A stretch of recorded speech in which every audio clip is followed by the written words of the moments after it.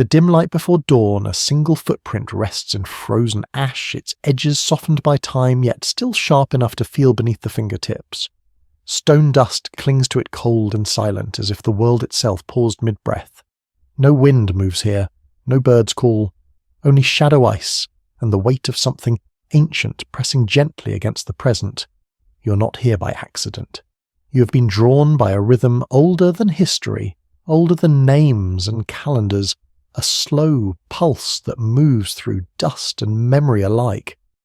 Long before stories were written, before cities rose and fell, that rhythm guided feet across vanished plains and along coastlines, now drowned beneath the sea. Tonight, it has guided you here into the quiet space between forgetting and remembering. What if civilization is not a straight line, but a circle traced again and again through ash and stone? What if the end of the Ice Age was not merely a thaw, but a forgetting a great erasure where shadows swallowed entire worlds? Beneath the oceans, under layers of silt and pressure, memories sleep. Not myths, not fantasies, but fragments of lives shaped by fire, flood, and sudden cold. When the ice retreated, it did not leave gently. It pulled the land apart, rewrote the edges of continents, scattered dust where forests once stood. Animals vanished. Coastlines slipped into darkness. Human voices carried their stories forward, compressing terror and wonder into rhythm and ritual, into whispers that survived when stone could not. Even now those whispers linger, in the ash of ancient fires, in the geometry of forgotten ruins, in the quiet unease that settles when you realize how thin the surface of stability really is. The Ice Age ended, but its shadow never fully lifted. It became part of us, woven into memory, encoded in how we build, how we fear, how we endure. Stay with me. Stay. Let's drift a little deeper. The night settles first, long before anything else moves. It arrives without sound, spreading across the land like a held breath, pressing gently against skin and stone alike. The air is sharp, but not cruel cold in a way that feels intentional, as though the planet is conserving something precious. Above, the sky is vast and clean, stripped of haze, each star etched clearly into darkness. Below the ground waits hardened by frost, carrying the weight of centuries in its stillness. This is the atmosphere of the late Ice Age, not merely a condition of temperature, but a physical state of being. Every molecule feels slower here, heavier, bound into careful arrangements by pressure and cold. When you breathe, the air resists slightly, as if it remembers a different rhythm than your lungs. Sound travels poorly. Snow and ice absorb it, folding it inward. The world feels wrapped, insulated, cocooned in silence that does not demand attention but quietly commands it. At the margins of the forests, spruce and pine stand rigid, their needles glazed with frost sap thickened into near immobility. The trees grow close together, not out of abundance, but necessity, sheltering one another from the wind that threads through their trunks. The scent is faint and resinous, muted by cold, carried only a short distance before vanishing. Nothing here wastes energy. Growth is slow, decay is slower. Time stretches thin, pulled taut by the cold. Step beyond the forest line and the land opens abruptly into grassland, a frozen sea of pale stems rattling softly in the wind. This is the Mammoth Steppe, an ecosystem that existed only under these precise conditions, balanced between glacial cold and stubborn life. The ground is firm, compacted by freeze and thaw, layered with dust carried from far-off places. Each grain has travelled, has a history, has waited to arrive here. Erosion has not erased these paths yet. Gravity has not finished its long accounting. The wind moves freely across the steppe, uninterrupted by hills or trees, shaping the atmosphere into something restless yet restrained. It carries the smell of dry grass and distant animals, a scent that lingers just long enough to register before dissolving into cold. Nights here are expansive.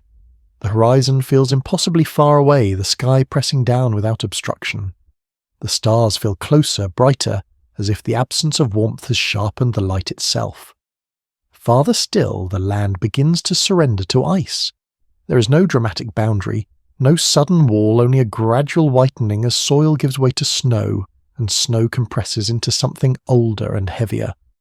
The glacier spreads outward, not with force, but with inevitability. Its surface is textured like a frozen tide ridges carved by wind fractures, glowing faintly blue where pressure has opened them. Beneath your weight it does not yield easily. This ice has been learning patience for thousands of years. The glacier is never truly silent.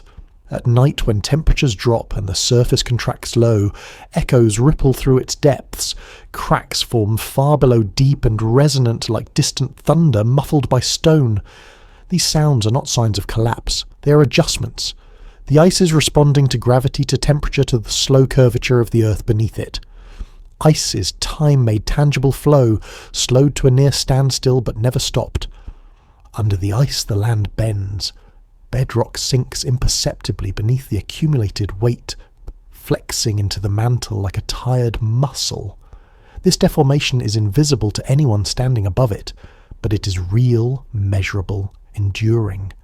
Gravity remembers everything. Long after the ice melts, the land will continue to rise, rebounding from a pressure it once endured. Memory does not disappear when the cause is gone. It lingers in shape. Now turn toward the oceans, which no longer sit where your instincts expect them to be. Sea levels are lower, pulled inward by the frozen mass of continental ice. Vast stretches of the continental shelves lie exposed plains of sediment and stone stretching toward a distant shoreline. Rivers carve long deliberate channels across this land, carrying meltwater that freezes by night and flows again by day. These valleys will one day be drowned, their contours preserved only in sonar maps and buried sediments. The air above these exposed plains is dry, stripped of moisture by distance from the sea and locked ice elsewhere. Nights grow colder here, unbuffered by water's stored heat. The ground releases what little warmth it holds into the sky, radiating energy upward until frost reforms by morning. Dust lifts easily in the wind, pale and fine, settling into lungs, onto skin, into crevices where it will remain. This dust will travel far, crossing continents, embedding itself in ice layers that will wait millennia to be read. Nothing about this world feels rushed, yet nothing is static. Forest edges creep forward or retreat by meters over centuries. Rivers abandon old courses and carve new ones in slow arcs that only time can perceive. Animals migrate along paths learned and relearned, guided by instinct shaped by atmosphere itself. The air binds all of this together, an invisible structure of gases and pressure that determines where life can pause and where it must move. As night deepens, heat continues its quiet escape into space. The planet exhales warmth with steady consistency hour after hour until the surface feels slightly emptier than before. Snow crystals sharpen, ice tightens, silence thickens. Climate does not change in moments, it changes in habits. Repetition is its language. Inhale complexity, exhale simplicity. High above the ice sheets, clouds form sparingly. Moisture is rare, hoarded in frozen reservoirs. When snow falls, it does so gently, each flake settling into place, preserving a snapshot of the air it passed through. Carbon particles, mineral dust, traces of ash from distant fires. Each snowfall adds a layer to the archive. Ice is not just frozen water. It is a memory system that does not forget, only waits. The sky during these nights is darker than any modern sky. With fewer fires, fewer aerosols, fewer disturbances, starlight travels cleanly uninterrupted. The Milky Way stretches across the heavens like a pale scar mirroring the frozen rivers etched into the land below. For those who live beneath this sky, the stars were not abstractions. They were orientation, timing, reassurance. The rhythm above echoed the rhythm below. Breathing changes in such an atmosphere. Each inhale feels earned, each exhale briefly visible before dissolving. Bodies adapt without conscious thought. Blood thickens slightly. Fat becomes survival. Movement grows economical. Waste disappears. Climate shapes behavior before it ever shapes belief. The atmosphere is not merely around the body. It negotiates every exchange between inside and outside. This is the world before the ending, a planet held in delicate balance between ice and motion, silence and slow change. There is no sense of impending catastrophe here, no drama written into the cold. Only stability stretched thin, maintained by forces that do not announce when they are about to shift. The night remains calm. The cold remains patient, and beneath this stillness, beneath the stars and above the frozen ground, conditions are assembling. Pressure accumulates, energy redistributes, memory settles into stone, ice and air. The atmosphere holds everything together, quietly preparing the stage for a change that will not arrive with noise but with inevitability. Evidence does not arrive all at once. It accumulates the way dust settles on stone grain by grain, layer by layer, unnoticed, until weight becomes undeniable. The end of the Ice Age is not preserved in a single monument or a single catastrophe, but scattered across the planet in quiet records that require patience to read. Ice, mud, bone, pollen, air, each holds a fragment. Together they form a slow confession. Begin with the ice itself, because ice remembers better than almost anything on Earth. In Greenland and Antarctica, researchers drill downward through miles of frozen time, extracting cylinders of ice that contain winters stacked upon winters. Each layer is a year. Each year traps the atmosphere exactly as it was: dust from distant deserts, ash from fires that burned far away. Tiny bubbles of ancient air sealed the moment snow touched ground. Ice is not cold silence. Ice is a library that never learned how to forget. When scientists examine these cores, they do not see a smooth story. They see texture, lines that thicken or thin, colours that shift from pale to dark, ratios of oxygen isotopes that quietly reveal temperature. Warmer air leaves a different signature than colder air, and those signatures repeat with remarkable consistency across continents. Independent cores, drilled thousands of kilometres apart, tell the same story. This is not coincidence. This is synchronization. The ice shows that the planet began warming long before the Ice Age ended. Slowly at first, almost politely. Sunlight patterns shifted due to subtle changes in Earth's orbit and tilt, redistributing energy toward the northern latitudes. Summers grew slightly stronger, winters slightly shorter. Snow that once lingered year-round began to retreat. The signal is faint at first but persistent. Repetition is how climate speaks. Alongside the ice, sediment tells its own version. At the bottoms of lakes and oceans, fine particles settle year after year, forming layered archives known as varves. Light layers deposited in summer, dark layers in winter. Each pair is a year, like tree rings but quieter. When these sediments are sliced open and counted, they reveal rhythms that match the ice: warming, cooling, pauses, surges. The planet breathes in patterns. Pollen grains appear in these sediments like signatures of vanished landscapes. Each plant species produces pollen with a unique shape resistant to decay. Under microscopes, ancient forests reassemble themselves grain by grain. Tundra grasses give way to shrubs. Shrubs yield to trees. Forests march northward as temperatures rise. These transitions occur gradually, in some places abruptly in others, but always in dialogue with the climate above them. Vegetation is the skin of the land, and it responds quickly when conditions change. Bones speak too, though more quietly. In caves, riverbanks, and frozen ground, the remains of animals record where life once thrived. Mammoths, mastodons, giant ground sloths, saber-toothed cats. Their bones appear and disappear in the fossil record with unsettling speed. Radiocarbon dating allows scientists to estimate when these animals last lived, and the pattern is clear. Many vanish near the same window of time clustered tightly around the end of the Ice Age. Extinction is rarely neat. This one almost is.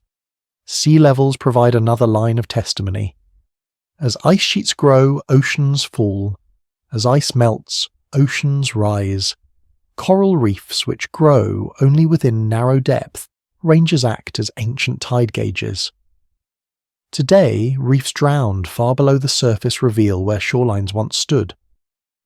By dating these corals, scientists reconstruct the slow flooding of the world.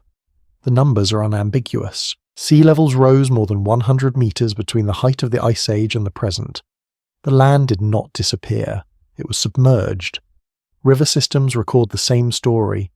Ancient channels now buried beneath sediment or submerged under oceans, trace paths carved when sea levels were lower.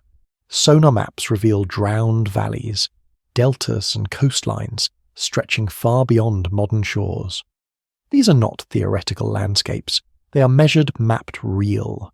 Water follows gravity. When gravity changes its boundaries, water redraws the map. Temperature proxies extend beyond ice and sediment. Cave formations, stalagmites, and stalactites grow slowly as water drips through rock. The chemistry of each layer reflects rainfall and temperature above. In caves across Europe, Asia, and the Americas, these mineral records show shifts that align with ice cores. Independent systems, same signal. Evidence does not need belief. It repeats itself until recognition becomes unavoidable. Even the air itself, long gone, leaves fingerprints. Gas concentrations trapped in ice bubbles reveal carbon dioxide and methane levels through time. As the Ice Age waned, greenhouse gases increased, amplifying warming. This feedback loop is well understood. Slight warming releases gases. Gases trap more heat. More heat releases more gas. Climate is not a single cause. It is a conversation. This conversation extends into the oceans. Marine sediments show changes in plankton species, organisms sensitive to temperature and nutrient flow. Cold water species retreat. Warm water species advance. Ocean currents shift, redistributing heat across hemispheres. The Atlantic circulation strengthens and weakens in pulses that echo through climate records worldwide. Water remembers motion long after it passes. Human evidence appears alongside all of this, quiet but persistent. Stone tools change shape and material over time, reflecting shifting environments. Coastal tools disappear as coastlines drown.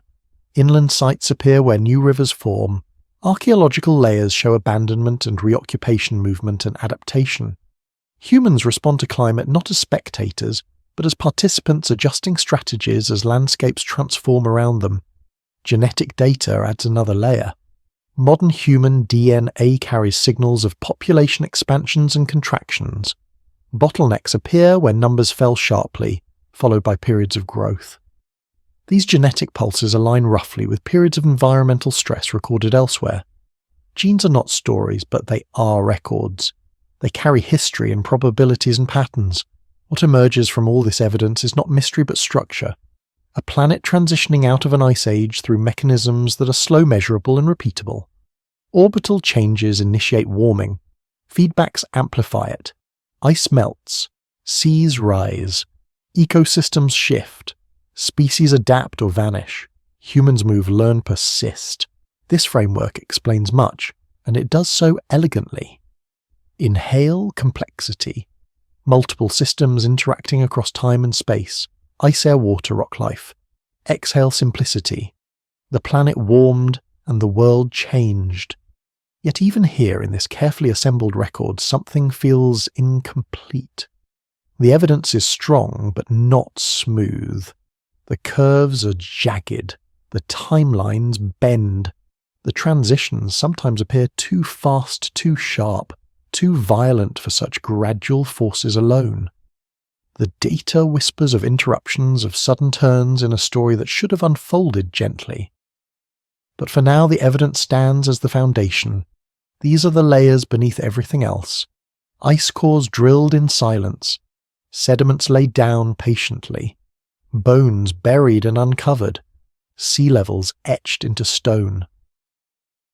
This is the slow, careful work of deep time revealing itself one fragment at a time, and as the night deepens and the data settles into place, the evidence invites trust. Not belief, not certainty. Trust earned through repetition, through agreement between systems that never spoke to one another, through patterns that reappear wherever we look long enough. Still, even the strongest foundations can hold cracks, and it is in those cracks, narrow and unsettling, that the next movement begins to form. At first, the anomalies appear as whispers, not declarations. They live at the edges of graphs, in the margins of papers, in moments where a line should curve gently, but instead jerks sharply upward, or collapses without warning. The data still speaks, but its voice wavers. What should have been a smooth thaw begins to look restless, unsettled, as if the planet hesitated mid-transition and then changed its mind.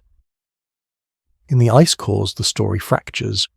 When scientists zoom out, the warming trend is clear. When they zoom in, it becomes strange. Temperature does not rise like a slow sunrise, it jumps. In Greenland, ice-isotope ratios show abrupt spikes, sudden warmings of several degrees within decades, sometimes within a single human lifetime. These are not gentle shifts, they are jolts. Climate which should move like a glacier suddenly behaves like a switch. One of the most unsettling features is how fast these changes occur. Orbital mechanics operate on thousand-year scales. Ice sheets respond slowly to energy imbalances. Oceans store and release heat with enormous inertia. And yet here in the ice the signal suggests warming and cooling that unfold in years, not centuries. Something in the system accelerates beyond expectations. The math still works, but the timing feels wrong. Then comes the Younger Dryas, a name that sounds almost gentle, borrowed from a wildflower that thrives in cold conditions. Around 12,900 years ago, as the planet was warming steadily, the temperature in the North Atlantic region plunged back toward glacial cold, not gradually, abruptly. Ice core records show a drop of up to 10 degrees Celsius fast enough to register as a shock rather than a transition. Forests retreated, ice advanced. The warming trend stalled, frozen in place.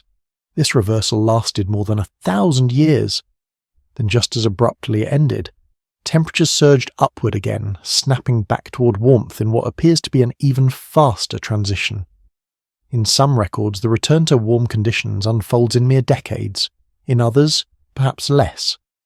The planet does not usually behave this way. Climate systems resist change. Here resistance collapses. The anomalies are not confined to ice. Sediment layers from this same period reveal strange signatures. Dark bands rich in carbon appear across multiple continents, sometimes called black mats. These layers contain microscopic spherules, glassy beads formed under intense heat, and nano-diamond structures that require extreme pressure to form.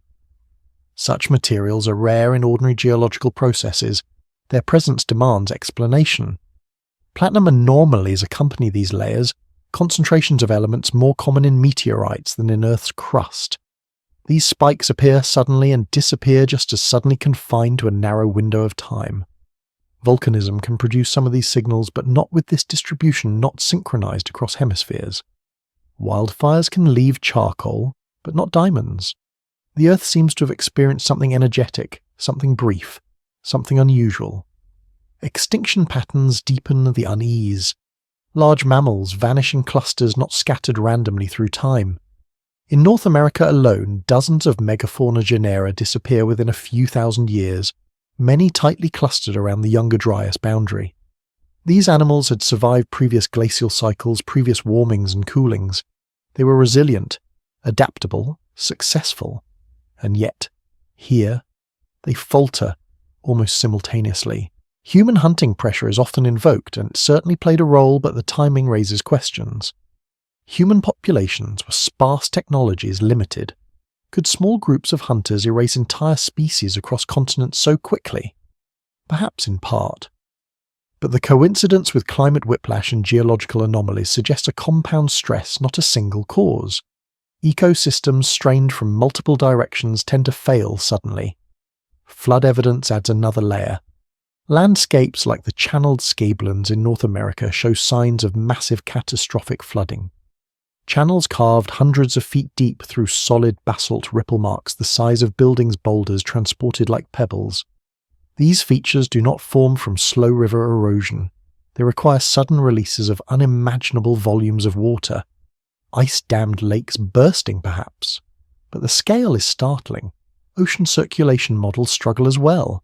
The prevailing explanation for the Younger Dryas involves freshwater melt disrupting the Atlantic meridional overturning circulation. Freshwater caps the ocean surface, slowing heat transport northward. It is a reasonable hypothesis. But the speed remains problematic. Ocean currents shift over decades to centuries, not overnight. The anomalies imply a trigger faster than circulation alone. Geographic patterns complicate the picture further. Cooling during the Younger Dryas was strongest in the North Atlantic, but effects appear globally. Evidence of climate disruption shows up in South America, the Middle East, even parts of the Southern Hemisphere. A localized oceanic change should not propagate so broadly so quickly. The atmosphere seems implicated, distributing effects beyond what currents alone could manage. Even the end of the Younger Dryas defies expectation. Warming resumes with astonishing speed, as if a barrier were suddenly removed. Ice retreats rapidly. Vegetation responds almost immediately. Methane concentrations spike, suggesting widespread wetland formation, or rapid biological response. The system does not ease back into equilibrium. It lunges. Scientists do not ignore these anomalies. They debate them intensely. Some argue the data resolution exaggerates speed. Others propose internal feedbacks amplified small triggers. Still others explore the possibility of external forcing something arriving from beyond Earth. The Younger Dryas impact hypothesis suggests a fragmented comet or asteroid, airbursting over ice sheets releasing enormous energy without leaving a single obvious crater. It remains controversial, contested, unresolved. What matters here is not which hypothesis is correct, but that the anomalies exist. They persist across datasets. They refuse to vanish under closer scrutiny. Every attempt to smooth the curve reveals new jaggedness beneath. The story of a gentle, orderly end to the Ice Age no longer fits cleanly with the evidence in hand. Inhale complexity. Climate systems interacting with ice dynamics, ocean circulation, atmospheric chemistry, biological thresholds, and possibly external shocks. Exhale simplicity. Something disrupted the rhythm. Anomalies are not errors. They are signals that the system behaved in ways our expectations did not predict. They force re-evaluation, not abandonment of established models. They remind us that Earth is capable of rapid transformation when thresholds are crossed. Stability once lost does not negotiate its return. In the quiet of the night, these anomalies feel less like academic puzzles and more like reminders. The planet has modes we rarely witness, gears that engage only under specific conditions. When they do, change accelerates beyond comfort. The Ice Age did not simply end. It stuttered, it hesitated, it lurched.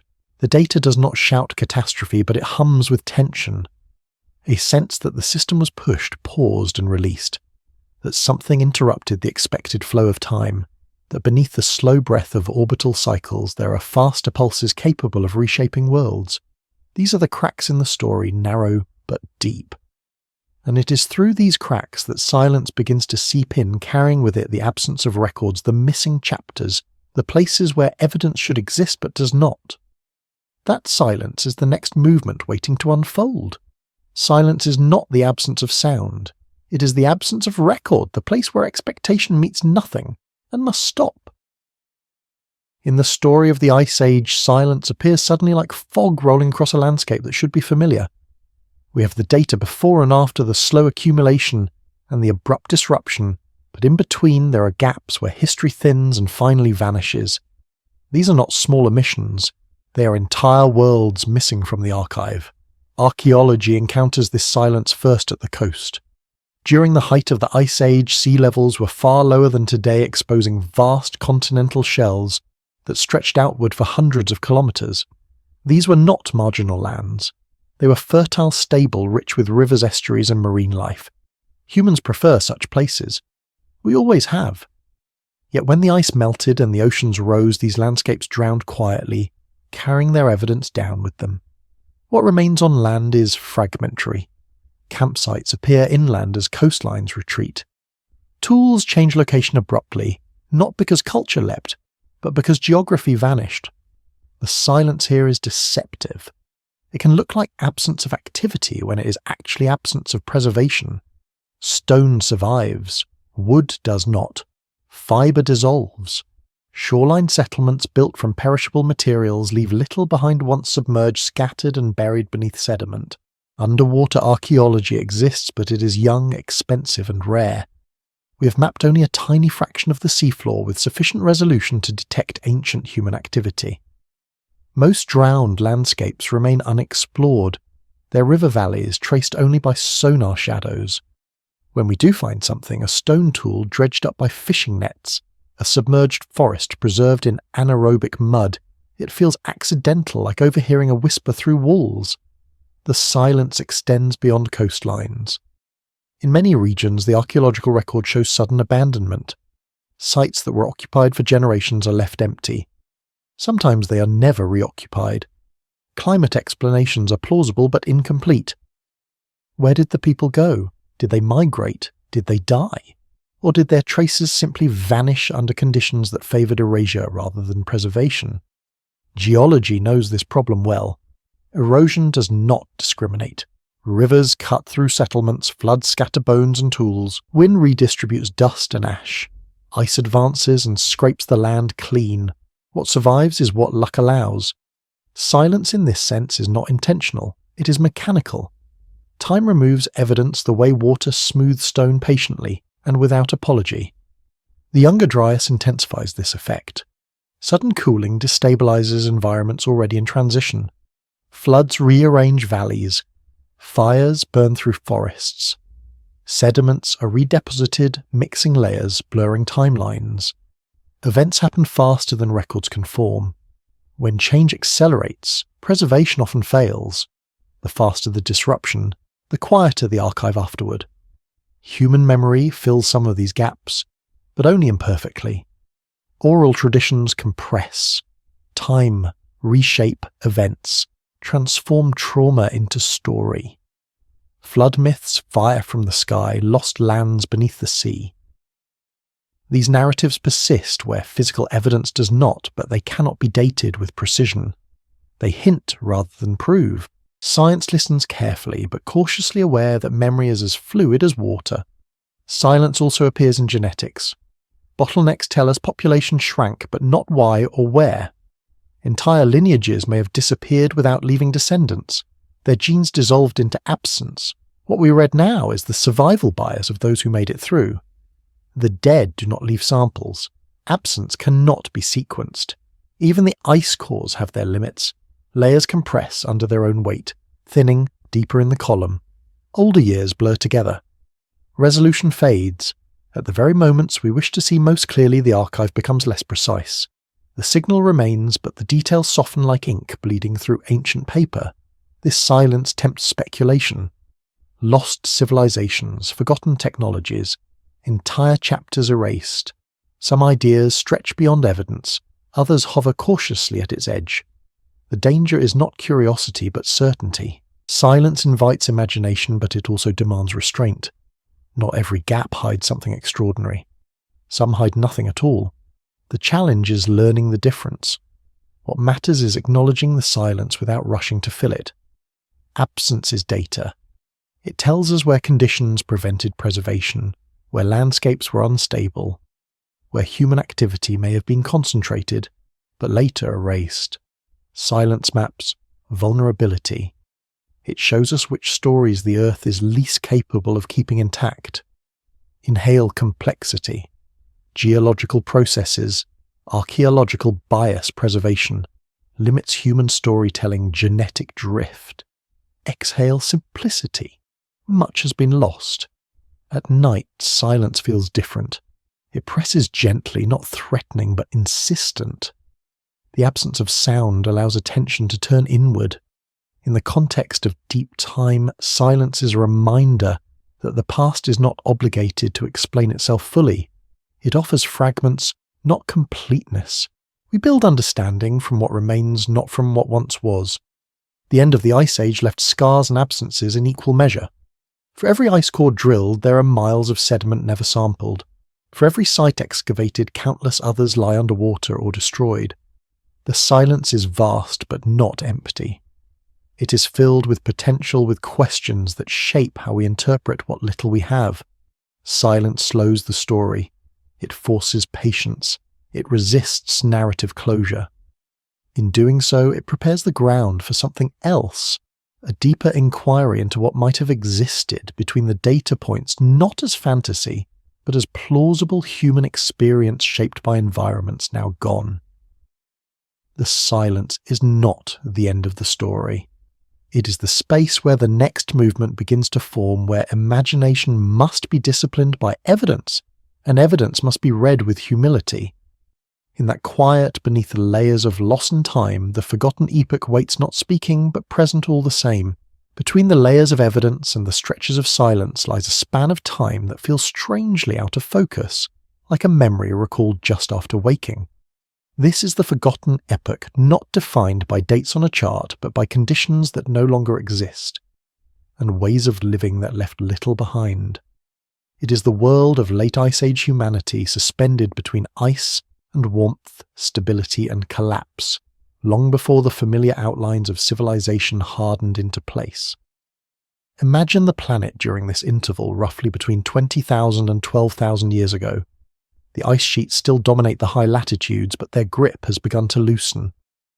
Glaciers retreat slowly, exposing fresh land scraped clean to bare rock and sediment. Rivers braid across newly uncovered plains, unstable wandering, carrying meltwater heavy with minerals. The air holds more moisture now, though cold still rules the night. This is a world in transition, neither fully glacial nor comfortably warm. Along the edges of these changing landscapes, humans live in ways that are difficult for us to picture, because they do not map neatly onto modern categories. They are not primitive in the sense of being simple, nor are they settled in the sense we associate with later farming cultures. They are mobile, but not aimless, adaptive, but not desperate.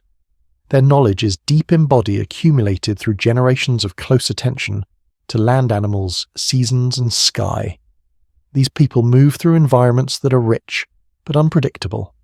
Herds of large animals still roam the steppes and open woodlands, but their migration routes shift as vegetation changes. Rivers that once froze solid now break earlier in the spring, altering fish runs and crossing points.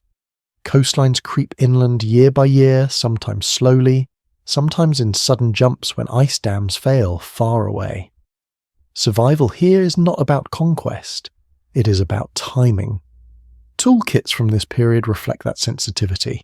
Stone blades become smaller, more refined, often assembled into composite tools that can be repaired and reconfigured as conditions demand. Bone antler and wood play central roles, though they rarely survive long enough to be recovered. Nets, traps, and clothing leave almost no trace, yet they are essential technologies. Absence of evidence here does not imply absence of skill. It implies materials chosen wisely for a world in flux.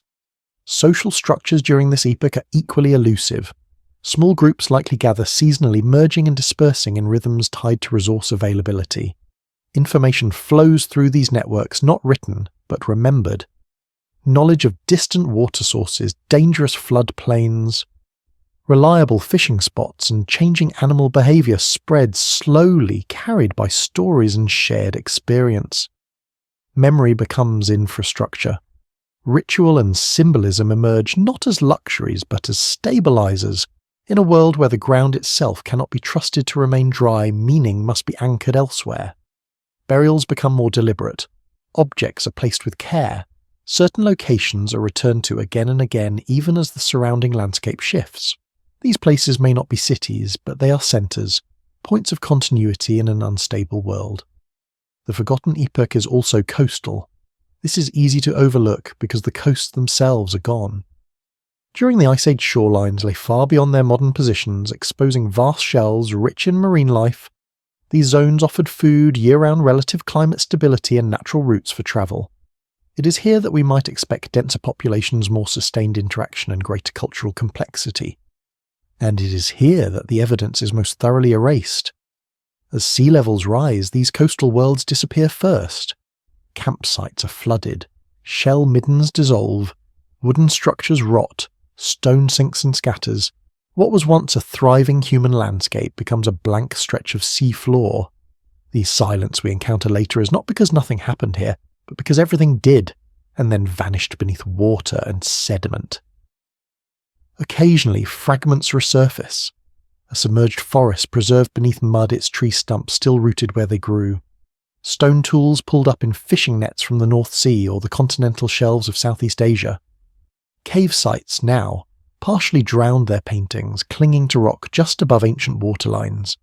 These glimpses suggest continuity, habitation, adaptation. They hint at a chapter of human history written largely along coasts we no longer see. This epoch also contains the seeds of later transformation. In regions where climate stabilizes briefly, people begin to linger. Not settle permanently, but return predictably.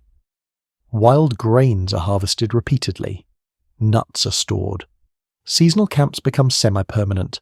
These behaviours do not arise from abundance, but from caution. In a world that has proven capable of rapid change, redundancy becomes survival strategy. The Natufian culture in the Levant exemplifies this pattern. Emerging toward the end of the Ice Age, these people build stone structures, grind grain, and remain in place for extended periods while still relying heavily on hunting and gathering. They do not yet farm, but they experiment with staying. Their villages appear not after stability, but amid uncertainty. The forgotten epoch is not a calm prelude to civilization.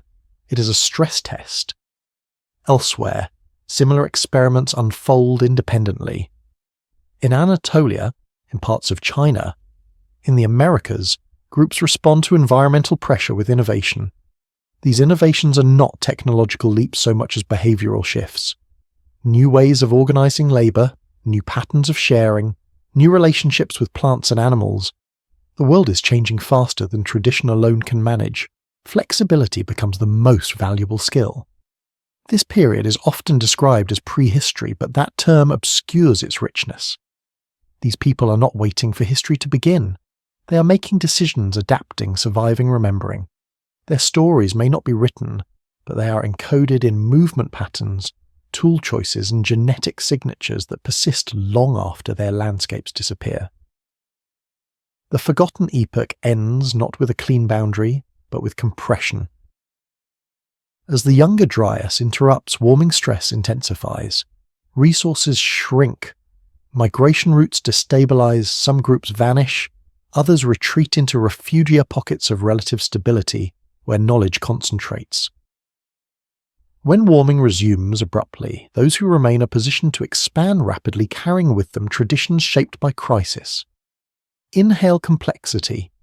Human lives entwined with shifting climates, rising seas, migrating animals, fragile networks of memory and meaning. Exhale simplicity. People adapted. What makes this epoch difficult to grasp is not its insignificance, but its subtlety. There are no empires here, no writing, no monuments meant to last forever. There is only resilience expressed quietly, repeatedly across generations. The absence of spectacle does not equal absence of importance. In many ways, this is the most formative period of all. The forgotten epoch reminds us that civilization does not emerge from comfort. It emerges from negotiation with instability. The skills that later allow humans to farm, build cities, and reshape ecosystems are forged here in a world that demands attention rather than dominance. Planning cooperation, symbolic thinking, long-term memory, these are Ice Age inventions.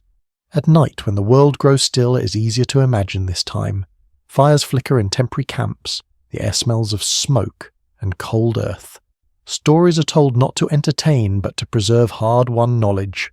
Where the river flooded last spring, which valley stays green longest? How the stars shift as seasons change. These are not myths. They are survival manuals encoded in rhythm and narrative. The forgotten epoch does not ask to be romanticized. It asks to be acknowledged. It sits between ice and agriculture, between mobility and settlement, between evidence and silence. It is the bridge we cross without noticing when we speak of sudden revolutions later on. And as the Ice Age draws closer to its true end, this bridge begins to narrow. Pressure builds. The planet prepares to exhale. The forgotten epoch, rich and fragile, passes quietly into the background, its lessons carried forward by those who survive the next adjustment. A reset is not an ending. It is a release of pressure, a long breath finally exhaled after centuries of restraint. In geological time, resets rarely announce themselves with drama. They arrive as shifts in balance, as thresholds quietly crossed, as systems that have absorbed stress for too long finally reorganizing themselves. The end of the Ice Age carries this signature. It does not feel like destruction alone, it feels like adjustment. For tens of thousands of years, ice had stored energy. Sunlight reflected back into space by white surfaces.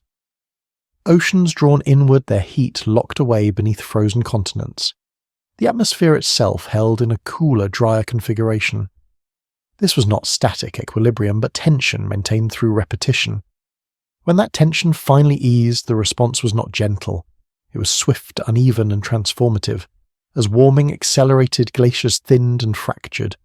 Meltwater carved channels beneath the ice, lubricating its base, allowing massive sheets to slide faster toward the sea. Ice that had once crept now surged. Collapse did not happen all at once, but it happened decisively. The planet exhaled, stored cold into water, into air, into motion. Sea levels rose not as a steady tide, but in pulses, sudden jumps separated by quieter intervals. These pulses reshaped coastlines faster than human memory could easily track. Entire valleys flooded within generations. Lowlands vanished. Estuaries expanded inland, salting soils that had once grown forests and grass. People who had lived with the shoreline at a respectful distance found water arriving at their campsites, then their hearths, then their burial grounds. Retreat became necessary, not optional. This is what reset looks like at the human scale. Not apocalypse in a single moment, but loss layered upon loss, demanding constant reassessment. Routes once reliable become dangerous. Food sources shift or disappear. Knowledge that guided survival for generations must be revised or abandoned. Reset is disorientation made permanent until new patterns stabilize. For ecosystems, the reset is equally profound. The mammoth steppe fragments and fades. Open grasslands give way to patchwork forests. Species adapted to cold, dry conditions lose ground to those favoring warmth and moisture. Some migrate successfully, others do not. Extinction is not cruelty here. It is mismatch.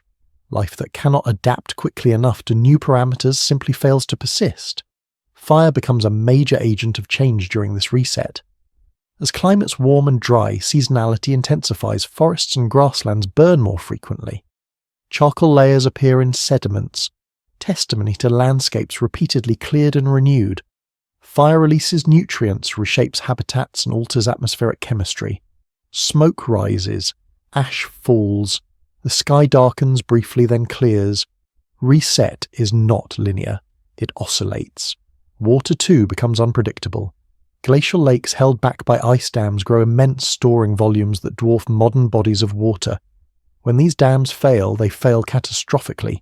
Walls of water surge across continents, scouring bedrock, rearranging sediments, erasing anything fragile in their path. These floods are not seasonal events. They're geological acts compressed into days. From the perspective of the planet, these processes are necessary. Ice ages cannot end without release. Heat must redistribute. Sea levels must respond. Atmospheres must adjust. Reset is Earth rebalancing energy, matter, and motion. It is not purposeful, but it is coherent. Systems strained beyond stability find new configurations. For humans, this coherence is harder to see. Leaves are lived in short spans. Memory stretches only so far. A reset that unfolds over centuries can feel like constant crisis, rather than transition. Stories accumulate. Trauma embeds itself in culture. Floods become myths. Fire from the sky becomes omen. The language of meaning attempts to keep pace with the language of physics. And yet this reset does not erase humanity. It refines it. Groups that survive do so because they adapt quickly, share information effectively, and remain flexible in identity and movement. Social bonds strengthen under pressure. Cooperation becomes essential. Isolation becomes fatal. Reset selects for connection. The Younger Dryas complicates this picture by interrupting the reset mid-exhale. Warming halts. Cold returns. Ice advances again. This reversal intensifies stress on systems already reorganizing. Species retreat twice. Humans adapt again. Knowledge learned under warming conditions must be revised under renewed cold. The planet appears to hesitate, then commit once more to change. When warming resumes at the end of the Younger Dryas, it does so with startling speed. This final release feels decisive. Ice retreats rapidly. Sea levels surge again. Vegetation responds almost immediately.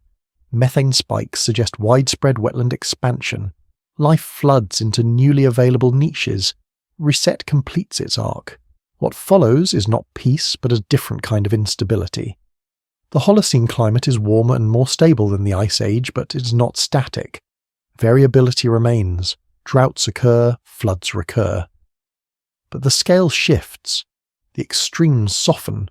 The planet settles into a configuration more hospitable to dense human populations. This settling does not happen evenly. Some regions stabilize quickly, others remain volatile for millennia. Humans respond by anchoring themselves where predictability emerges. River valleys, fertile plains, reliable rainfall zones. The reset creates opportunity by creating gradients. Where change slows, investment becomes possible. This is the deeper meaning of reset. It clears space. It erases certain possibilities while enabling others. The disappearance of megafauna opens ecological niches. The flooding of coasts pushes populations inland, increasing interaction. The unpredictability of wild resources encourages experimentation with cultivation and storage. Reset is not benevolent, but it is generative. Inhale complexity, ice dynamics, hydrology, fire regimes, biological thresholds, human adaptation, cultural memory. Exhale simplicity. The world reorganized. From a distance, this reorganization looks inevitable. From within it, it feels terrifying. Reset does not ask permission. It does not pause for understanding. It unfolds according to physical laws indifferent to human preference. Survival depends not on resisting reset, but on reading it. This is where geology and poetry converge. The earth does not destroy, it adjusts. It breathes in and out across epochs. When pressure builds, release follows. When imbalance grows, correction arrives. Reset is the planet remembering how to move again after long stillness. At night, when the land finally quiets after flood or fire, this truth becomes easier to sense. The stars remain. Gravity remains. Water finds its level. Ash settles into soil. New growth appears where destruction passed. The reset does not erase continuity. It transforms it. For those who lived through the end of the Ice Age, the reset was not a single story, but a lifetime of adjustments layered upon ancestral memory.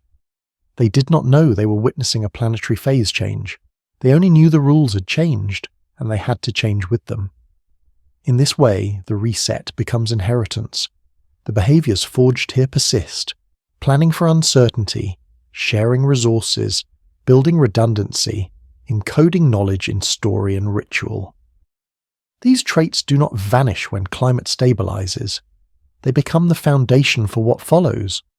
The reset is not behind us in the story, it echoes forward. It explains why humans once conditions allow move quickly to reshape environments themselves. Control becomes attractive after vulnerability. Permanence becomes desirable after loss.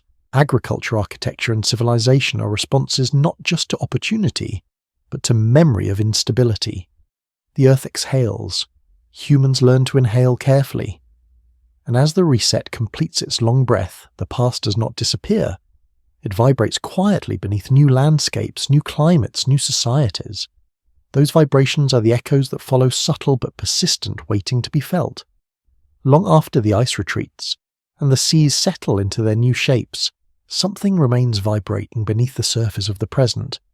This is the echo, not a sound you hear, but a pattern you feel. It lives in habits that seem older than reason, in architectures that repeat themselves across continents, in instincts that surface when stability falters. The Ice Age ended, but it did not fall silent. It resonated forward. Biology carries the first echo. In your cells, traces of ancient stress persist as statistical memories. Genetic bottlenecks compress diversity, amplifying certain traits. Not because they were ideal, but because they survived. The genes that passed through the narrow gate of climate chaos became the baseline. Risk sensitivity, social attunement, cognitive flexibility. These are not cultural inventions, they are Ice Age inheritances. The nervous system itself seems tuned to volatility. Humans are exceptionally good at detecting subtle changes in environment, at reading patterns in weather, animal behavior, and landscape. Anxiety, often framed as a flaw, may be an echo of deep time vigilance. In unstable worlds, those who noticed early survived longer.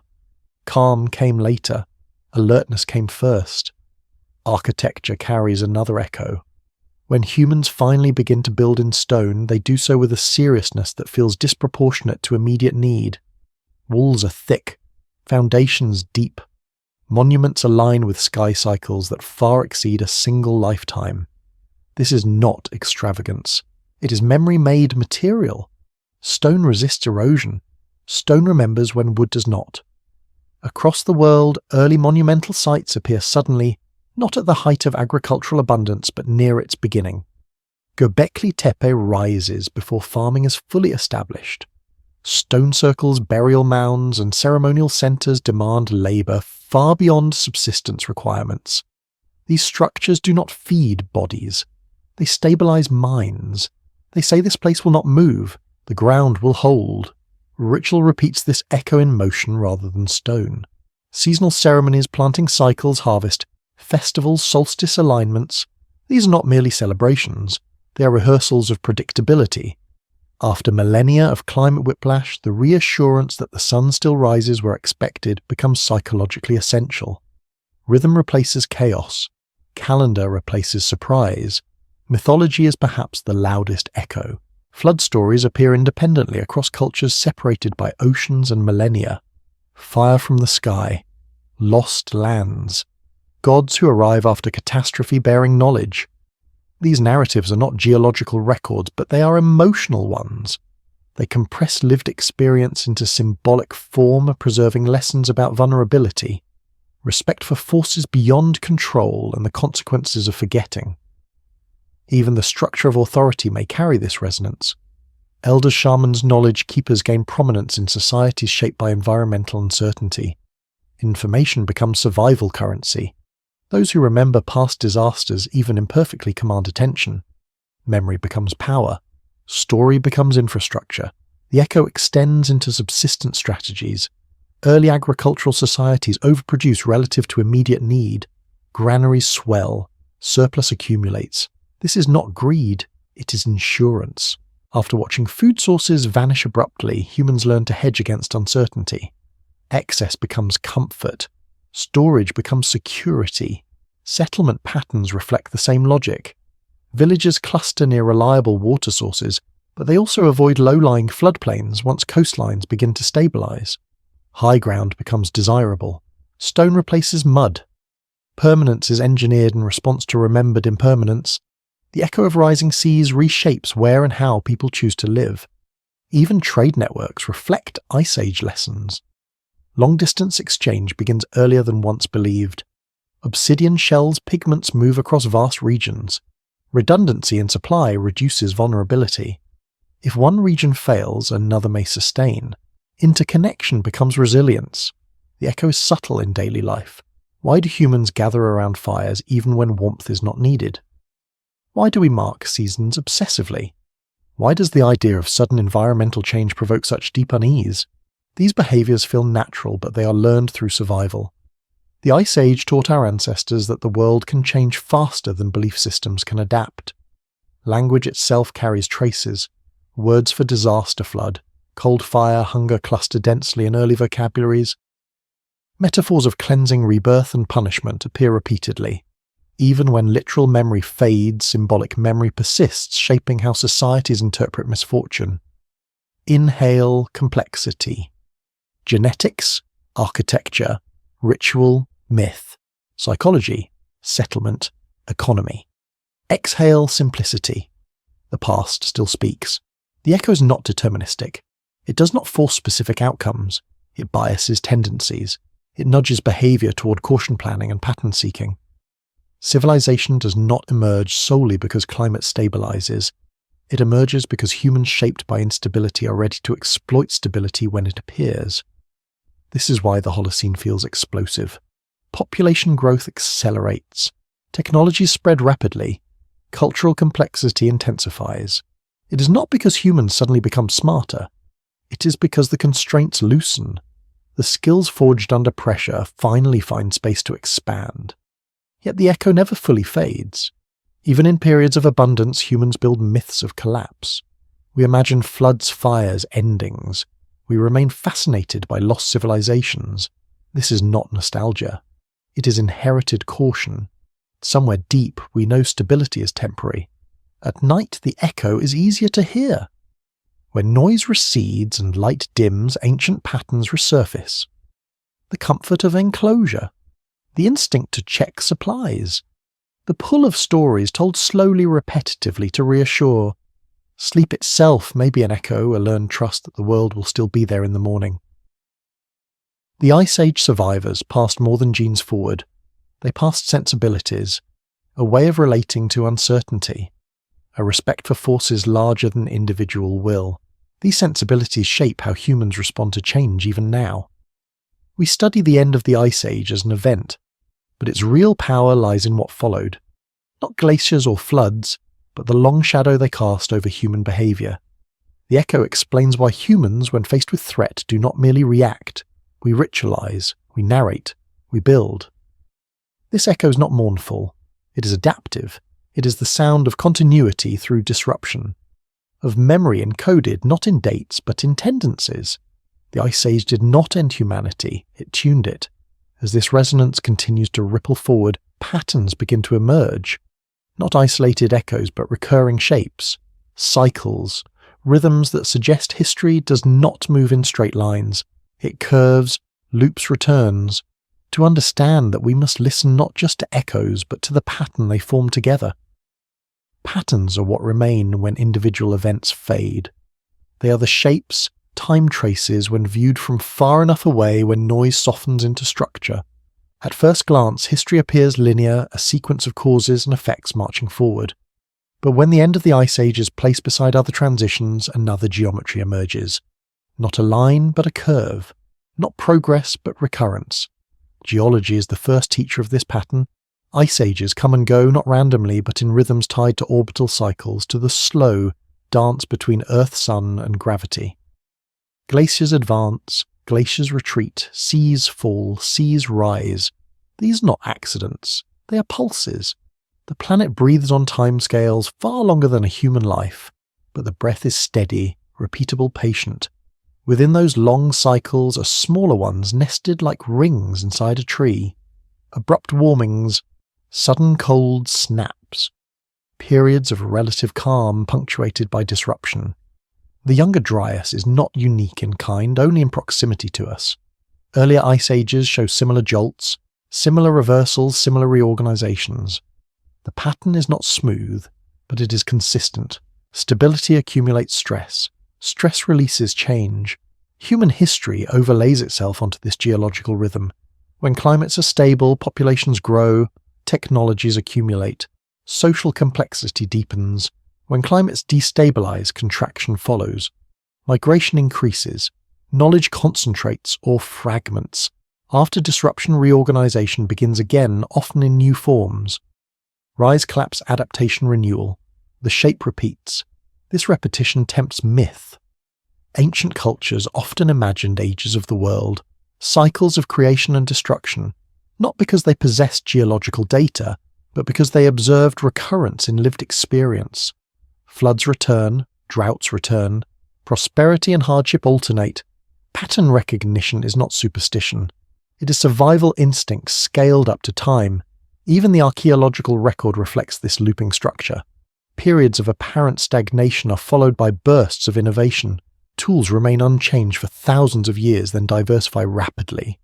Settlement patterns stabilize, then dissolve. These shifts align not with inherent human limitation, but with environmental constraint. When conditions allow, creativity expands. When conditions tighten, experimentation narrows. The Ice Age ending fits cleanly into this pattern. A long build-up of cold stores potential energy. Orbital forcing initiates warming. Feedbacks amplify change. Thresholds are crossed. Reset follows. After reset, a new equilibrium emerges. Humans embedded within this system respond predictably. They spread when niches open. They retreat when niches close.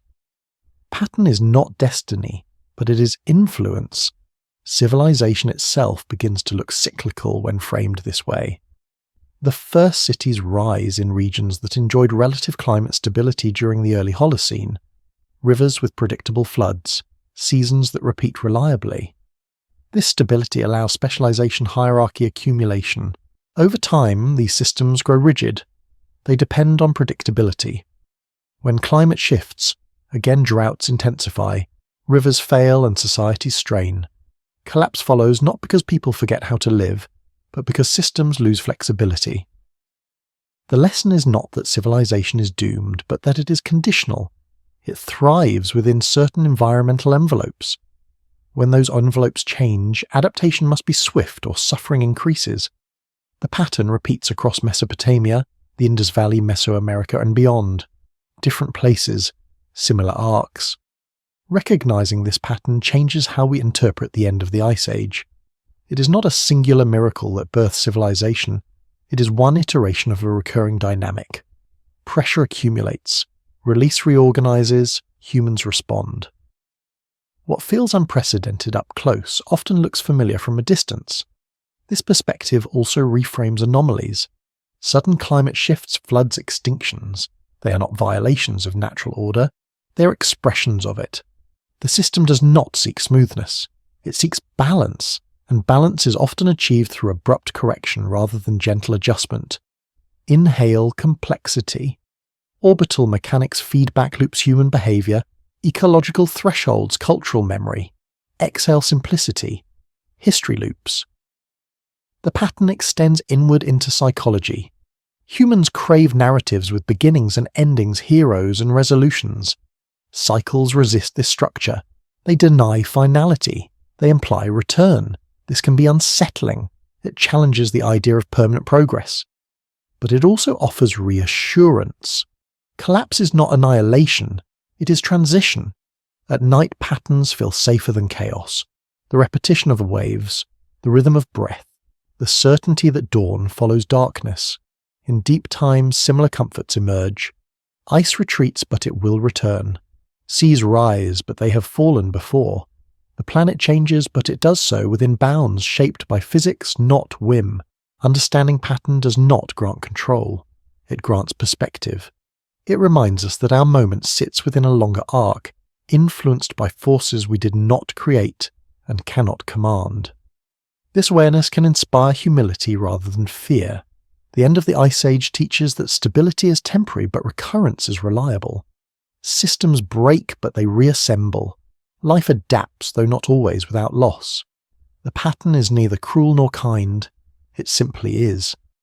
As we trace this looping path, another realization emerges. Patterns are not warnings or promises. They are invitations to pay attention, to notice when stress accumulates, to recognize thresholds before they are crossed, to value flexibility over rigidity. The Ice Age did not end once. It ends wherever ice retreats. It begins wherever cold returns. The pattern continues indifferent to human calendars. Our task is not to escape the pattern, but to learn how to live within it. And as this realization settles, the pattern reveals something else. Repetition does not mean sameness. Each cycle carries difference. New contexts, new actors, new possibilities. The return is never exact. It is variation on a theme. This is where the pattern opens into warning, not prophecy, but sensitivity. If history curves, then moments like ours are not isolated. They rhyme with earlier transitions. Listening for those rhymes becomes essential. The Ice Age ending is one verse in a long song. The melody persists, the tempo shifts, the instruments change, but the underlying structure remains. To hear it clearly, we must tune our attention not to single notes, but to the intervals between them. Beyond the pattern lies something more intimate, a sense that earth and life move together, responding, adjusting, repeating. Sky and land, ice and fire, breath in, breath out. Recognizing this rhythm prepares us for what comes next, not with certainty, but with awareness. The pattern does not tell us what will happen. It tells us how change tends to behave, and that understanding carried forward becomes the quiet foundation for the next movement, where patterns become signals, and signals begin to feel like warnings, written softly into the world itself. Warnings are rarely shouted. In nature they arrive as subtle shifts, as deviations so small they can be ignored until they accumulate into inevitability. The end of the Ice Age did not come without warning. The planet signalled its changing state long before coastlines vanished and ice sheets collapsed. The problem was not absence of signals, It was interpretation.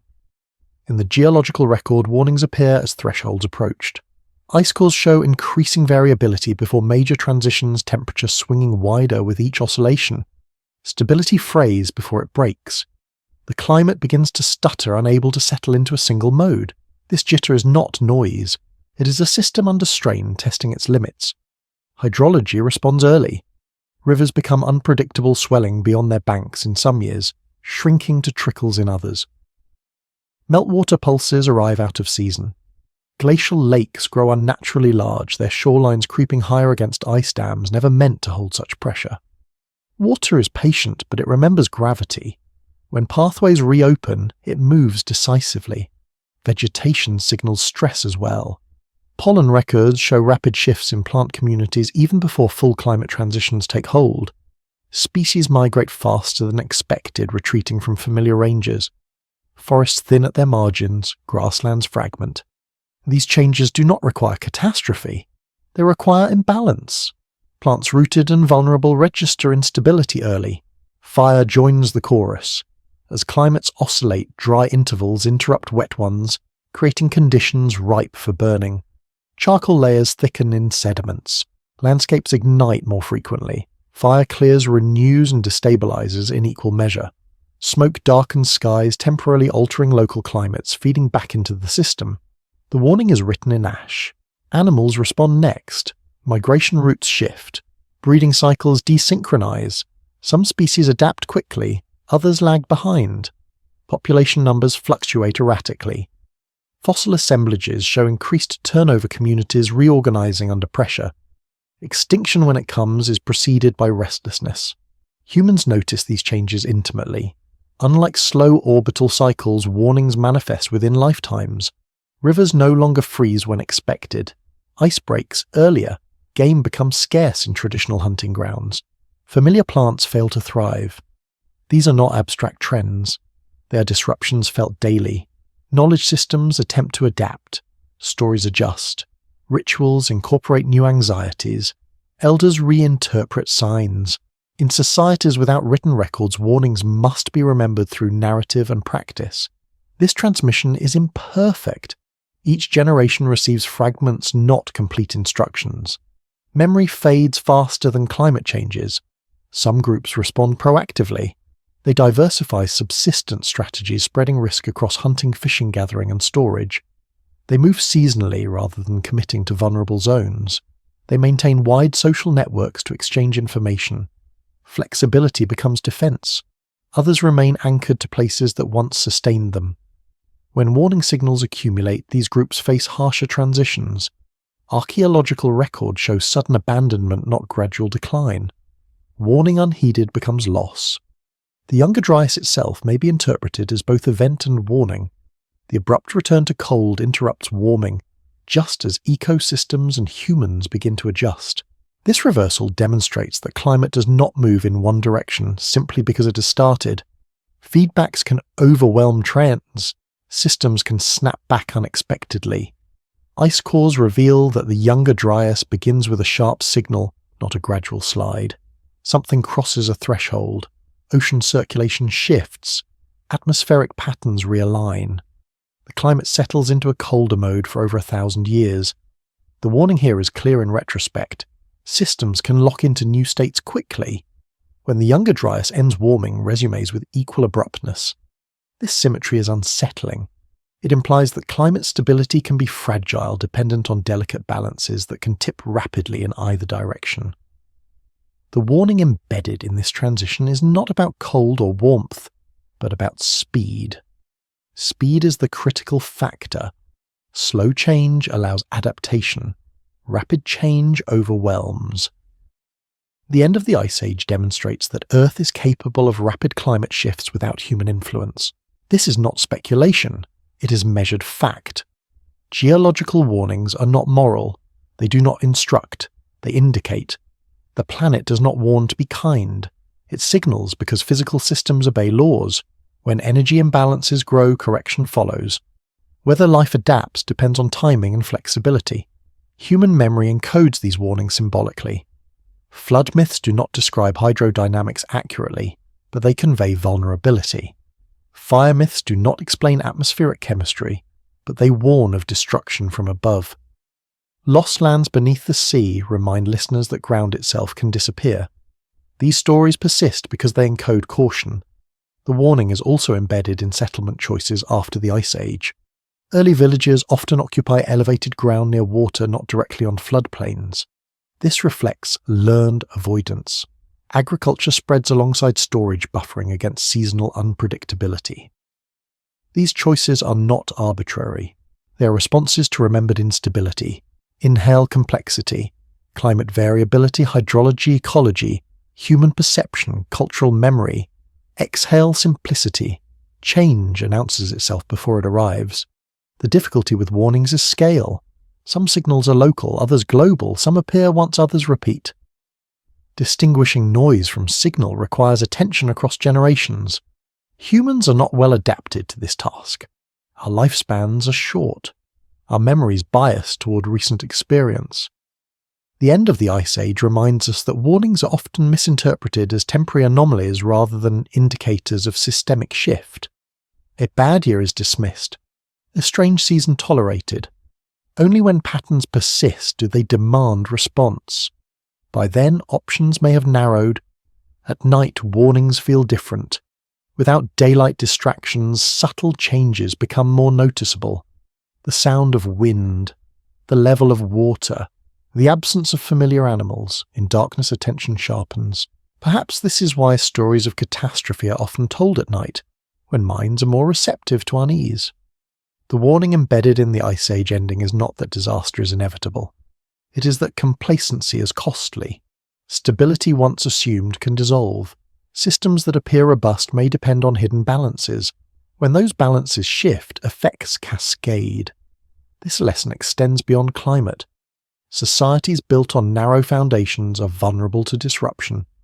Complexity without resilience amplifies risk. The Ice Age survivors did not thrive by optimizing efficiency. They thrived by maintaining redundancy, flexibility, and shared knowledge. Warnings also carry hope. They offer time, however limited, to adjust. The existence of early agricultural experimentation before full Holocene stability suggests humans sensed opportunity within uncertainty. They did not wait for perfect conditions. They acted cautiously within imperfect ones. The Earth does not warn in language, but it communicates through patterns, rising variability, increasing extremes, threshold behaviors. These are its vocabulary. Learning to read it requires humility and patience. The end of the Ice Age is a reminder that warnings are always contextual. What appears benign in one era may be dangerous in another. What seems extreme once may become baseline later. Interpretation must evolve alongside conditions. As the night deepens, the warning becomes quieter but more persistent. It is not about fear. It is about awareness. The planet is dynamic. It changes states. It signals before it does so. Whether those signals are heeded depends on attention, memory, and willingness to adapt. This chapter of Deep Time does not end with catastrophe. It ends with understanding. The warning is not a prophecy. It is an invitation to listen more carefully, to recognize that beneath apparent calm, systems are always moving. And beyond warning lies relationship, sky and earth climate, and life signal and response. To understand the warning fully, one must look upward as well as downward to the forces that shape climate from above and below, binding Earth into a larger system that does not stop at the horizon. Long before humans learned to write, the sky was already speaking. Not in words, but in rhythms. Light and shadow, heat and cold. The slow breathing of seasons, the longer pulse of centuries, the almost imperceptible sway of Earth itself as it turned beneath the stars. For people living at the end of the Ice Age, the sky was not background. It was instruction. It governed when animals moved, when rivers swelled, when ice retreated or returned without warning. The Earth listened to the sky, and life learned to listen to both. Geology records this conversation in layers. Ice cores capture the whisper of ancient atmospheres. Sediments preserve the memory of floods and droughts. Magnetic minerals align themselves silently with shifting poles. None of these processes are conscious yet. Together they form a dialogue between planet and cosmos that unfolds across deep time. The Ice Age did not end in isolation. It ended within a system stretched between solar radiation, orbital mechanics, ocean circulation, and the fragile chemistry of air. At the heart of this relationship are the slow cycles of Earth's motion, the tilt of the axis, the shape of the orbit, the wobble of orientation through space. These movements change how sunlight is distributed across the planet, especially in the high latitudes where ice sheets live or die. Summer warmth decides whether snow melts or survives. Snow that survives becomes ice. Ice reflects sunlight, reinforcing cold. This is not drama. It is arithmetic carried out patiently over thousands of years. Yet the sky does not act alone.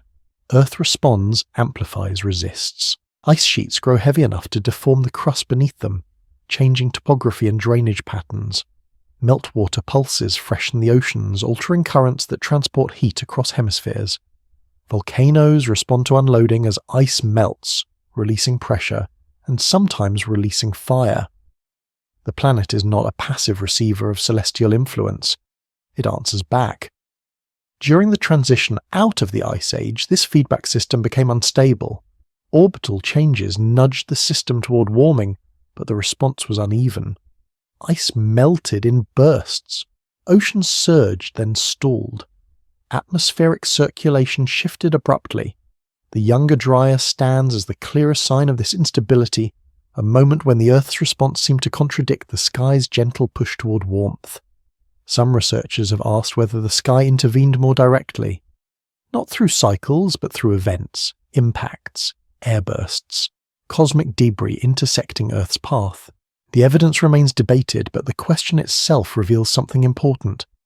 Humans sense that the sky can be more than a clock, it can be a catalyst. Ancient cultures encoded this intuition in story. Comets were omens, eclipses were warnings, stars were not distant suns but active participants in earthly fate. This worldview was not superstition in the modern sense, it was pattern recognition in a world without instruments. When catastrophe arrived, it often arrived from above, or at least appeared to. Geology does not dismiss this intuition outright. The planet bears scars from impacts large and small, craters hidden beneath ice and sediment, layers enriched with extraterrestrial elements, periods of rapid climate disruption that resist purely terrestrial explanations. None of this proves a single dramatic event at the end of the Ice Age, but it reminds us that Earth exists within a dynamic cosmic environment. At night, this relationship becomes easier to feel. The sky seems closer, the stars steady, the Earth beneath you solid yet quietly moving. For Ice Age people, night was not empty. It was instructional. Constellations marked seasons. The rising of certain stars signaled migrations or harvests. The sky was memory made visible. This intimacy between sky and earth may explain why early monumental architecture so often aligns with celestial events. Stone circles, pillars, and passage graves oriented towards solstices and equinoxes. These structures are not just symbolic, they are instruments. They fix time in stone. They anchor human experience to cosmic rhythm, providing stability in a world that had recently proven itself volatile. Göbekli Tepe sits uneasily in this context. Its pillars rise at the edge of the Younger Dryas, carved with animals and symbols whose meanings remain elusive. Some interpretations emphasize ritual, others emphasize astronomy. What matters is not certainty but implication. People emerging from climate chaos were looking upward, not just outward, trying to re-establish order through alignment with forces larger than themselves. Inhale the complexity. Orbital mechanics, ice albedo, ocean currents, volcanism, cosmic debris, cultural memory, architecture, myth. Exhale the simplicity. Earth and sky are entangled. This entanglement did not end with the Ice Age. It continues now. The same orbital cycles still operate. The same solar output warms the planet. The same vulnerability to sudden change persists. What differs is awareness. We have instruments now, satellites, models, graphs. Yet the fundamental relationship remains unchanged. The planet still responds to subtle shifts with disproportionate consequences. The Ice Age ended not because one force acted, but because many aligned. Sky nudged, Earth amplified, systems crossed thresholds, humans adapted or vanished. Civilization did not emerge from comfort but from instability, from learning to read the sky not as destiny but as context. When you lie awake at night, the sky above you is different in detail but identical in function. It sets conditions, it imposes limits, it offers no guarantees. The earth beneath you holds memory of countless such nights. Countless transitions survived and forgotten. Sky and earth do not conspire. They converse, slowly, relentlessly, without regard for human timelines. The end of the Ice Age was one chapter in that conversation, a moment when the dialogue grew louder, faster, harder to ignore. As sleep approaches, that conversation continues without you needing to understand it fully. The stars remain. The ground holds. The rhythms persist. Somewhere between them, life adapts as it always has, suspended between gravity and light memory and motion, earth and sky. Return is not repetition, it is recognition. When patterns reappear across deep time, they do not come back unchanged. They return altered by memory, by erosion, by the accumulated weight of everything that has happened since the last cycle turned. The end of the Ice Age did not close a door. It opened a loop, and in that loop certain shapes keep resurfacing quietly, familiar, unsettlingly close. In geology, return is written as recurrence. Ice advances, ice retreats. Seas rise, seas fall. Forests spread, forests burn back. None of these motions are identical from one cycle to the next, yet their outlines echo.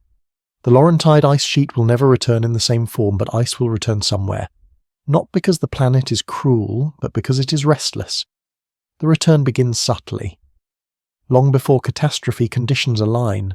Energy builds where it cannot dissipate smoothly. Gradients sharpen, differences grow. The Earth systems prefer balance, but they achieve it through motion, not stillness. When balance is lost, the response is rarely gentle. For humans, at the end of the Ice Age, return meant déjà vu. Older stories resurfaced with new relevance. Tales of floods told by grandparents suddenly matched the rising water at the edge of camp. Stories of great cold, spoken in half-belief, became lived reality during the Younger Dryas. Memory folded into experience. This folding is visible archaeologically. Sites abandoned during cold snaps are reoccupied during warming sometimes, by descendants, sometimes by strangers who rediscover the same advantageous locations. River terraces host settlements again and again. Caves shelter humans across tens of thousands of years. Certain places call life back repeatedly. The coastlines, however, do not return. When seas rise, they erase. Entire landscapes vanish, leaving no surface trace. Yet even here return persists in distorted form. Fishing technologies reappear. Boat-building knowledge resurfaces. Coastal adaptations echo earlier ones, even if the original shores are gone. Culture remembers what land forgets. In genetics, return is quieter, but no less profound. Lineages contract during crisis, then expand again. Bottlenecks tighten, then release. Certain genetic variants survive, not because they are superior, but because they are present at the right time, in the right bodies, in the right places. Survival is contingent, not heroic. These expansions leave signatures, waves of ancestry spreading across continents, patterns that look purposeful in retrospect, but were chaotic in the moment. The return of population is uneven. Some regions refill quickly, others remain empty for millennia. Absence becomes part of the pattern. The Holocene itself, the warm interval following the Ice Age, feels like a return to stability. Temperatures flatten, seasons regularize, agriculture becomes viable, settlements grow roots. Yet this stability is not the norm of Earth history. It is an interlude, a calm between breaths. Even within this calm, returns continue. Droughts punctuate abundance. Floods interrupt order. Volcanic winters darken skies. The climate never truly rests. It only pauses. The sense of permanence that civilizations develop during stable periods is understandable but historically brief. Mythology captures this unease. Many cultures speak not of a single creation but of repeated worlds. Ages that rise and fall, suns that appear and disappear. Civilizations wiped clean and reborn. These stories are not precise records, but they reflect an intuition shaped by long observation. Things do not simply progress, they cycle. The return is also psychological. Humans carry ancestral responses within them. Fear of sudden change, reverence for fire and water, instinctive attention to the sky. These are not learned from textbooks. They are inherited tendencies shaped by environments that demanded vigilance. Modern humans still respond to warning signs much as Ice Age humans did. Unseasonal weather unsettles us. Rising water provokes anxiety. Fire evokes disproportionate dread. These reactions are older than language. They are deep time reflexes. Inhale the breadth. Ice sheets, genes, myths, coastlines, memory. Exhale the core. The past does not stay buried. The return does not imply inevitability of the same outcome. Humans now possess tools that ancestors did not. Observation from orbit, global communication, predictive models. Yet tools do not erase pattern, they alter response. Whether alteration is sufficient remains open. What returned after the Ice Age was not the world that came before it. It was something new assembled from fragments. Survivors carried knowledge forward imperfectly. Landscapes reshaped opportunities. Domestication replaced foraging in some regions. Mobility gave way to permanence. This was not destiny. It was adaptation under constraint. The return also carries loss. Knowledge tied to vanished ecosystems disappears. Skills suited to mammoth hunting become irrelevant. Languages spoken on drowned plains fall silent. Cultural extinction accompanies biological extinction, though it leaves fewer fossils. Yet return allows reinvention. New stories form. New technologies emerge. Humans redefine their relationship with land animals and each other. Agriculture is not merely a technological shift. It is a philosophical one. It reflects a desire to anchor against uncertainty, to impose rhythm where natural rhythm had become unreliable. At night, return feels closer. The quiet allows older patterns to surface. Breathing slows. Awareness widens. One can sense the continuity between then and now, not as nostalgia but as shared condition. Humans remain creatures navigating a planet that changes beneath them.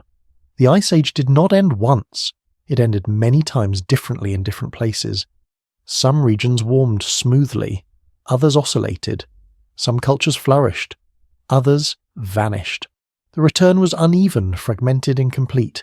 This unevenness is the rule. Return also challenges linear narratives. Progress is not guaranteed. Complexity can collapse. Knowledge can be lost. The past is not a straight road behind us. It is a spiral we keep circling, sometimes closer, sometimes farther away. In geological terms, the return is ongoing. Ice continues to melt and form. Sea levels continue to adjust. The same physics applies now as then.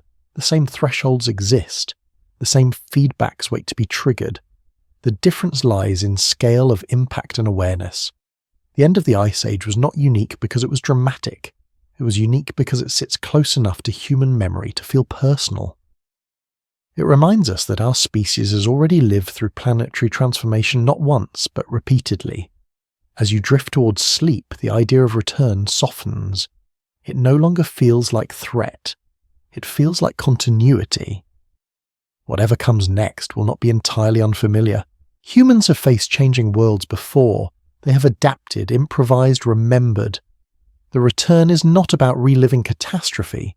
It is about recognizing that change is not an interruption of normality. It is normality. Stability is the exception. And so the cycle turns again quietly without announcement. Ice becomes water. Water becomes memory. Memory becomes story. Story becomes instinct. Instinct guides response when words fail. The return does not ask for fear. It asks for humility. An understanding that the ground beneath us has shifted before and will shift again.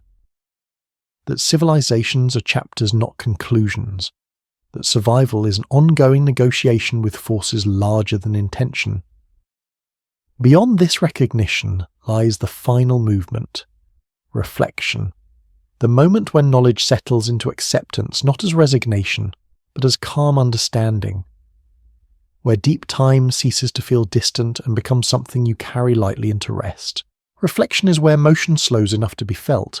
After ice has moved, after seas have risen, after stories have been told and retold, there comes a quiet moment when the weight of deep time settles into awareness. Not as fear, not as urgency, but as understanding. The end of the Ice Age, when viewed from this still place, is no longer a catastrophe or a mystery alone. It becomes a mirror. To look into that mirror is to see that Earth has never promised permanence. Mountains rise and crumble, oceans advance and retreat. Climate shifts between states with little regard for the creatures living within them. This is not chaos. It is rhythm vast and indifferent, yet strangely consistent. The mistake is not in Earth's motion, but in expecting it to stop. Human history often frames itself as ascent, progress layered upon progress knowledge accumulating like sediment. But deep time tells a more complicated story. Advancement is punctuated by forgetting. Sophistication is followed by collapse. Skills refined over generations can vanish within a lifetime. Reflection reveals that continuity is fragile, yet fragility does not mean futility. The archaeological record shows not just loss, but persistence. Even after the most violent transitions, people remain. They adapt their tools, their diets, their beliefs. They simplify when complexity fails. They cooperate when isolation proves lethal. They remember just enough. This remembering is imperfect. Floods become myths. Ice becomes legend. The sky becomes divine. But within these distortions lies preservation. Stories carry emotional truth when factual precision is lost. They encode warnings, values, and strategies in forms that survive oral transmission. Reflection honours this intelligence. In the quiet of night, reflection becomes easier. The absence of distraction allows the mind to stretch across longer timelines. The present loosens its grip. You begin to feel yourself not as an isolated moment, but as a continuation. The Ice Age is no longer distant. It is ancestral experience. Every human alive carries within them the outcome of countless decisions made under uncertainty. When to move, when to stay, what to eat, whom to trust. These choices were shaped by climates that shifted suddenly, by landscapes that drowned, by animals that vanished. Reflection recognizes that your existence is improbable, and therefore meaningful. Geology offers humility. Ice cores do not flatter human importance. Sediment layers do not pause for civilizations. Yet they include us nonetheless as trace elements.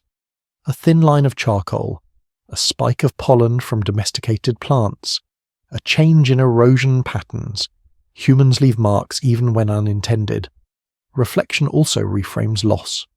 The disappearance of megafauna, the drowning of coastlines, the extinction of cultures are not failures in a moral sense. They are outcomes of interaction between life and environment. Grief is natural, but judgment misunderstands scale. Deep time does not assign blame. Acceptance emerges here. Not passive acceptance, but grounded awareness. Knowing that change will come does not remove responsibility. It clarifies it.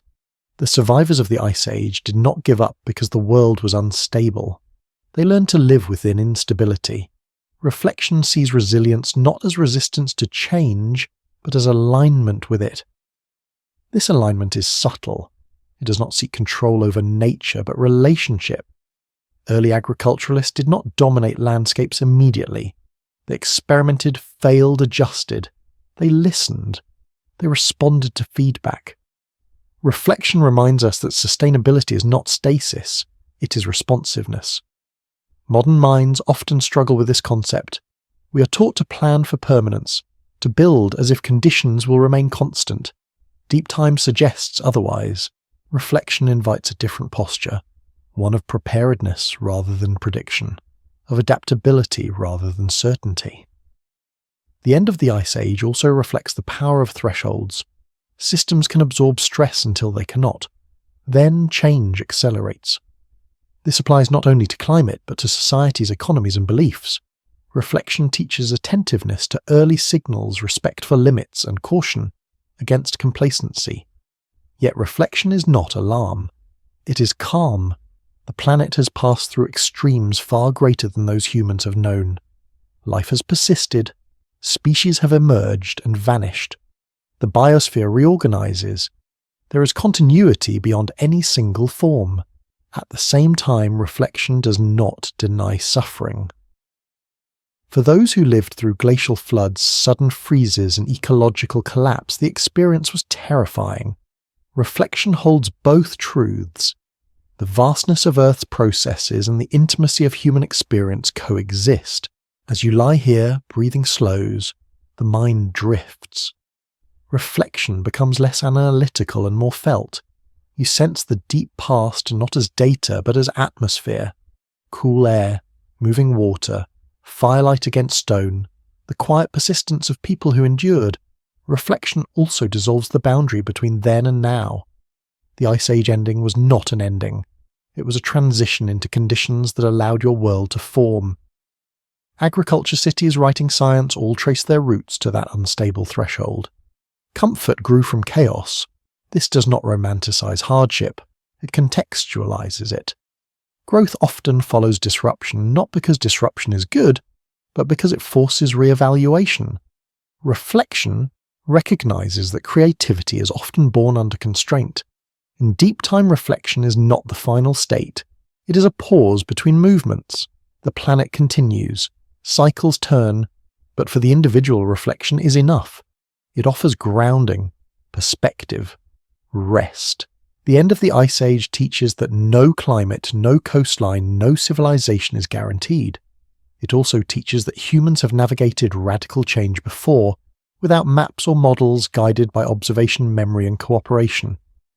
Reflection draws quiet confidence from this lineage. You're not separate from this story. Your nervous system evolved under these pressures. Your capacity for foresight, empathy, and imagination are products of ancestors who needed them to survive unstable worlds. Reflection reconnects you to that inheritance. As sleep approaches, the need to resolve every question fades. Some mysteries remain open. Lost coastlines will stay submerged. Some cultures will never be fully known.